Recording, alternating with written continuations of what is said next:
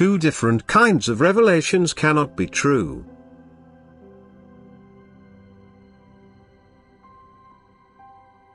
I cannot make concessions where it concerns the transmission of the pure truth.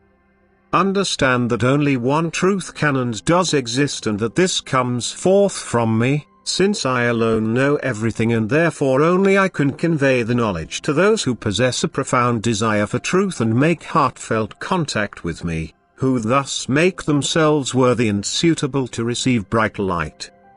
And neither will I speak to people with two tongues by teaching different things to different people. For truth is eternally unchanging and will not allow previously misguided human thinking to impose limitations on it either. I will always provide you humans with clarification if you have fallen prey to such mistakes.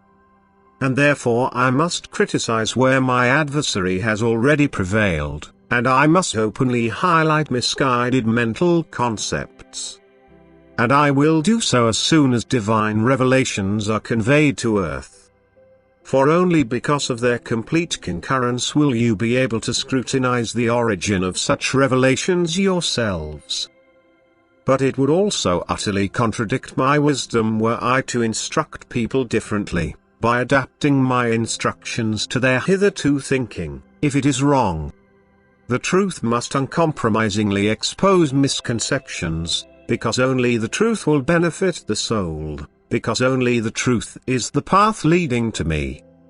And people who are closely connected with me through love will always be gladdened by the pure truth and willingly forego misconceptions.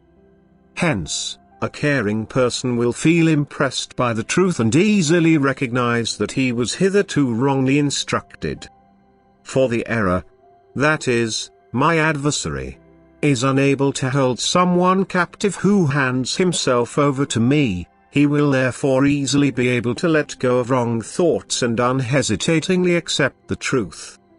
But what is one to think of revelations which obviously keep within such humanly established limitations? I certainly want to convey my word to all places, I want to reveal myself to all people. But in order to do so I need completely empty vessels. People who are not so entrenched in wrong concepts that they do not voluntarily relinquish or doubt them. If I want to reveal myself to a person, then his doubts that he is in possession of truth must impel him toward me, requesting that I grant him spiritual enlightenment.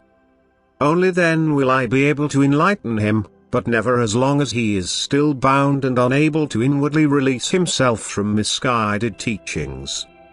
My revelations require an empty vessel which I can subsequently fill. And then I will clearly emphasize that which does not correspond to the pure truth from me.